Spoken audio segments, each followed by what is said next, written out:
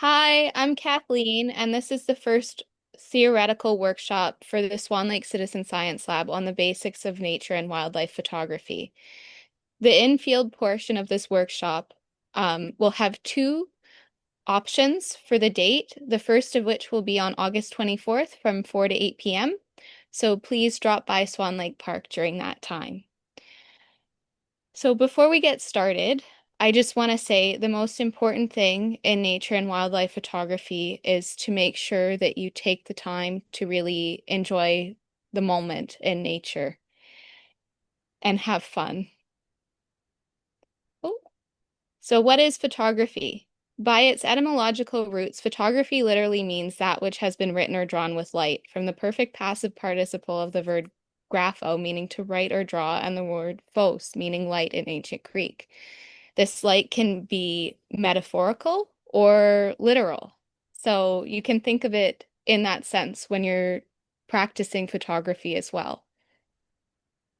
The goals and objectives of this workshop are to learn about visual literacy in photography and how to apply it in practice, and to learn how to master the usage of color and tones in your photography to better accentuate it and have more of an impact on people who are viewing it, to learn about composition techniques, to learn how to apply the exposure triangle, which is the ISO, aperture and shutter speed settings, and how they're interconnected with one another, and to learn about the ethical practices and considerations you should be following and taking into account when doing wildlife photography.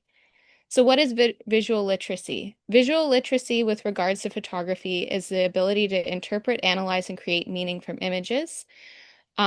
The process behind applying visual literacy to photography when capturing and analyzing images involves asking yourself questions such as, what do you see? How does it make you feel? And what message does the image convey? And knowing and being able to understand the answers to these questions. Visual literacy is important because it creates a deeper engagement for both the intended audience and you as the photographer beyond just glancing at or capturing beautiful images because it gives more meaning to them. So, how do you put visual literacy into practice? So, you can do this by looking at photos of wildlife. You can also do it in the field and visualize what you're going to photograph. So, first of all, identify your subject, the environment and habit or habitat that it's in, and the motion and messages the images convey or that you want to convey with your image. And then encourage and apply critical analysis to this. So here's an example of visual literacy in practice. So ask yourself, what are the images in this photo? What kind of environment or habitat was this photo captured in? What is the message this photo conveys? What kind of behavior and relationship are the species in this photo displaying? And what is the prevailing emotion this image leaves you with? And this photo I took back in May 2023. It's of a deer and a red-winged blackbird, and it's called Dearest Friends. And if you said what the behavior that these two species are exhibiting with each other is symbiosis and specifically mutualism, then you'd be correct because the red-winged blackbird is eating ticks and parasites off the deer. And so the red-winged blackbird's benefiting because it's getting food, and the deer is benefiting because it reduces risk of disease. But I want you to extend that thinking further of how what happens if this relationship is thrown out of balance. If there's no more birds to eat parasites off the deer, then you see a proliferation of diseases like, for example, Lyme. And then extend that even further into our world, because when we lose species that eat pests, then we're going to see a ripple effect into humans as well. You look at how many people have Lyme today, and that's another reason that it's unfortunately happening, is because there are more pests and the bird populations have declined. So ask yourself, what can we do about this? And I encourage you to reflect upon the rest of the questions I've asked here, and we can talk about that further in the field on the 24th or the 31st, depending on when you're coming, or both. So now we're going to talk about the mastering the usage of color in your photography. So when you're in the field, remember to try and use the pre-existing natural palettes that are given to us by the wild to enhance the look and impact of your photos. So for example, the honeyed hues of golden hour, or the complementary colors in nature, like the vernal green of leaves and the crimson feathers of a cardinal, and so on and so forth. Um, Learn how to better utilize tones and temperature in your images. So, cool versus warm, and what are the different mood implications that they have. And use and apply contrast and saturation to enhance the visual impact of photos. This contrast and saturation can be pre-existing within nature, or you can add a little bit in post, but just don't do so much that you're compromising the integrity of the original image. Um, and using color to direct attention to specific focal points to evoke emotion. So I'm going to go through a couple examples now. So for natural palettes, I provided you with this example of a juvenile um, white-crowned sparrow in golden hour in the midst of fall, um, with the honeyed hues pouring in on it near sunset. And it's called Crowned in Golden Light. So ask yourself, what natural palettes does this image utilize? I basically told you, but you can also pull out, there's greens that come through in the back as well. And keep in mind too, that humans have evolved to see more shades of green than any color. So when you're photographing, you can remember that too, and look for different shades that layer the photo as well to make the image more dynamic. And so, how does the usage of natural palettes in this photo affect the overall image, and how does it make you feel? I've included also some settings for you to look at with most of the photos. But just a reminder, every camera is different. So just because a setting has worked for me doesn't necessarily mean it's going to work for you on your camera. So just play around and do what feels comfortable and best for you. And try and talk to people with the same camera too, because sometimes that can help. Or look up settings. And if you have a phone and not a camera too, that's okay. There's ways around doing things. Okay, so now we're going to talk about the difference between warm and cool tones in images. So these are two different photos of an adult black-crowned night heron, which were taken just moments apart from each other at Swan Lake in October 2024. As you can see, one is a lot warmer and one is a lot cooler as the sun came in and out through the trees.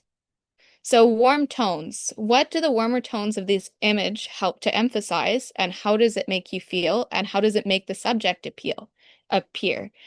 So for example, you may notice that the warmer tones of this image bring out the warm colors, like the red of the eye and the yellow in the bill, and as well as the, sorry, beak. Um, as well as the soft brown hues in its chest feathers. Whereas, how do the cooler tones of this image make you feel, and what does it emphasize? Well, you might notice the more silvery gray tones in the feathers and its black crown, and the bluish gray around its beak. And what, again, you know, what is the impact of the photo? And also keep in mind, in one image, the subject is looking at you, and in the other, it's looking away. So what impact also does that have? And how does that emphasize both the warm and the cool tones in the image and the impact they have? Okay, so now we're going to move on to the fundamentals of composition. So good composition involves arranging visual elements in a photo to help guide people's attention. This can involve using the rule of thirds. So in order to use the rule of thirds, picture a 3x3 grid over your image, or if you're in an editing app or on your phone, you should be able to see an image. of a grid when you're cropping or moving the image around. Um, and position your main subjects along those lines or at the four key intersections, which are otherwise known as power points, um, in order to like increase its impact. However, not every well-composed image uses the rule of thirds. So keep that in mind and just keep an eye on the impact of the image and how things are centered and if it's achieving the impact that you want. Okay, so achieving good composition can also be helped by using leading lines as well as natural symmetry and patterns. So leading lines can be non-natural, so for example, lines on a sign, or they can also be in nature. So an obvious example would be sticks or branches that can be used as leading lines. But a less obvious example of leading lines could be waves on the water. Also, in a well-composed photo, there should be a balance in the elements and or subject of the photo and the negative space in it. Okay, so including proper composition in wildlife photography. Again, leaving leading space ahead of an animal when you want to indicate motion is really helpful. And including habitat for context and storytelling purposes. And also using the elements in the environment for framing an animal, like branches or leaves or anything of that nature. Okay, so here's an example of using leading lines. So ask yourself, what are the leading lines in this image? How do they enhance and impact and affect the overall impact of the image? And where do the leading lines direct your eyes? So this is a photo of a double-crested cormorant from back in August 2024. And there's several leading lines in this photo. The angle of the wing, the waves on the water, even the way the beak is pointed, as well as the feathers. They all increase the impact of the image. Okay, and so now we're going to talk about habitat and environmental shots. So this is a photo of an eastern coyote from December 2022, which is actually one of the very first photos I ever took, and it's called Hidden. So I just gave away what the main species was in this image, but what kind of habitat is it in? And what does the inclusion of the habitat in this image potentially tell you about this species?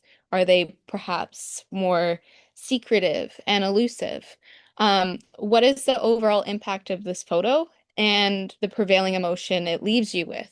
And do you think that you may have any biases that may be influencing this opinion? So, for example, some people are afraid of coyotes, but coyotes are actually a lot more afraid of us than we are of them. And a lot of the problems that surround coyotes are caused by humans, unfortunately.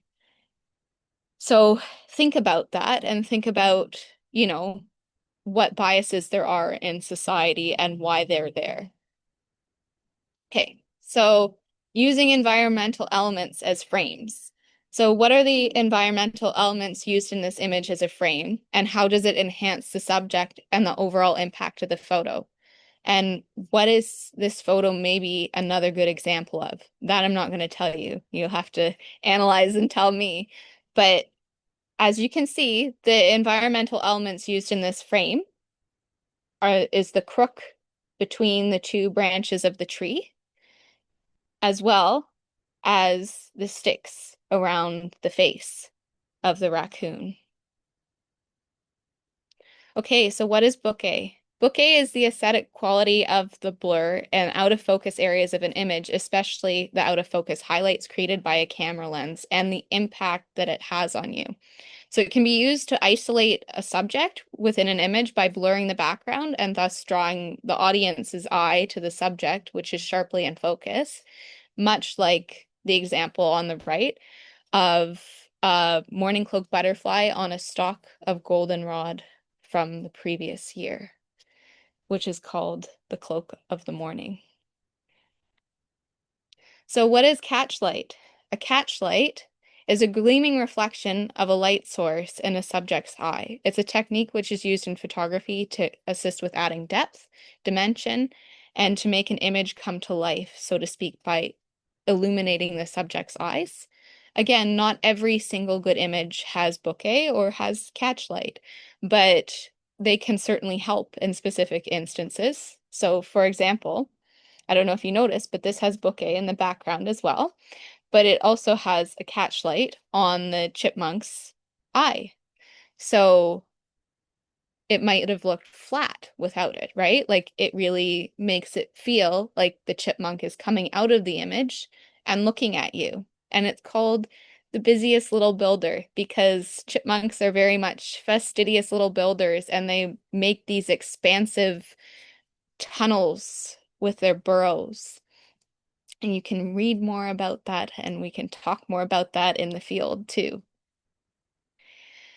Okay, so now we're going to cover the exposure triangle quickly. So the exposure triangle is the aperture, the shutter speed, and the ISO, and the relationship between them. And so the aperture controls your depth of field and the amount of light coming into your lens. The shutter speed freezes or blurs motion of an object in time. And the ISO, or is the sensor sensitivity, which affects noise and the brightness of an image. So in order to get a well-composed image, you should learn how to properly balance all three for proper exposure. So here's an example of exposure triangle strategies in manual mode. Consider what your creative goal or objective is. Do you want to freeze the subject in motion or capture its movement in a blur?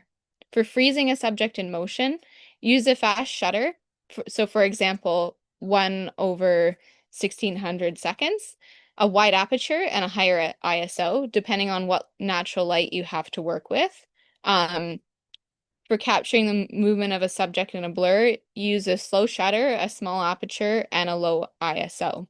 And I would suggest, depending on what the sensor is of your camera, especially in lower light, I would suggest using RAW format where possible for post-processing flexibility. I know not all cameras have that option, so that's okay if not, but if you do, I would suggest using it, or better yet, I'd suggest doing a combination of RAW and JPEG if your camera has that option. So then if it turns out great in the JPEG, then you don't have to finick around with post as much. But if you have to do some tweaking with the image, then you have the option with the RAW. Okay, so here are some ethical practices and considerations you should be taking while you're practicing wildlife photography. So when photographing wildlife, the health and well-being of the wildlife should always come first, and you should always do your best not to disturb the wildlife and the habitats they call home. So this means staying on the trail and not breaking or moving stuff in the habitat like plants. Um, when photographing birds and mammals and other wildlife, which are sensitive to light in particular, please never use flash photography. It can really negatively affect them and stress the animal out unnecessarily. Um, Please don't bait wildlife or play calls to draw them out. And avoid using drones as they can have negative impacts on wildlife and disturb their natural behaviors. Respect wildlife space and keep at a safe distance. Stay on trails so as not to disturb sensitive habitats, and don't modify surroundings just to get a photo. Ethics should come first. And, you know, you're in their home, not vice versa, so don't go trample all over it.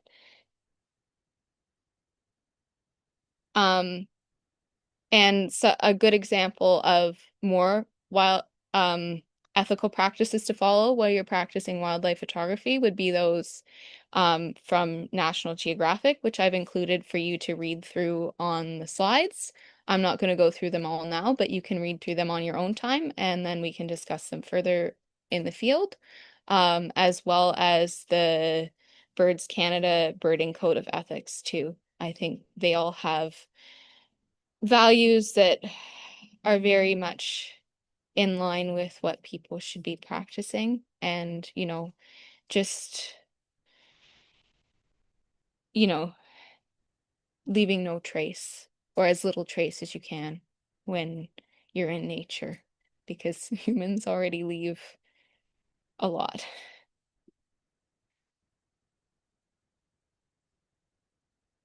Okay, so at the end of this, I've also left some photos for a self-reflection activity for you. So you can analyze these sample images to practice visual literacy. There's 4 examples, so it shouldn't take much time.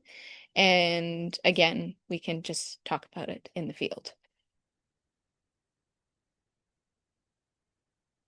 Okay, well, I'll see you in the field either August 24th from 4 to 8 p.m. and or like if you want to come to both, please do.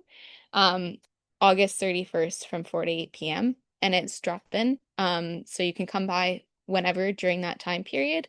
But the initial meeting point at the park will be at the gazebo over by the playground. Okay, bye now.